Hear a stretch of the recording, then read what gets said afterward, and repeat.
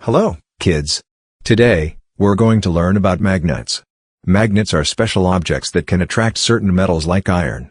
They come in different shapes and sizes, but they all have something in common: they have a magical force called magnetism.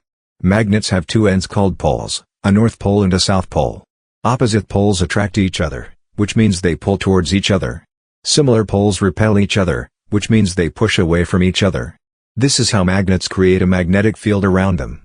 Magnets are all around us. We use them every day without even thinking about it. They help keep our refrigerator doors closed, guide us with compasses, store information on credit cards, and even hold toy trains together. Magnets are truly magical helpers in our daily lives. When you place a magnet near certain metals, like iron, something amazing happens. The magnetic force passes through objects and pulls the metal towards the magnet. If you sprinkle iron filings on a piece of paper and place a magnet underneath, you can see the filings move and line up along the invisible magnetic field lines. You can even make your own magnet at home. Just take a metal nail and rub it with a strong magnet in one direction for a few minutes.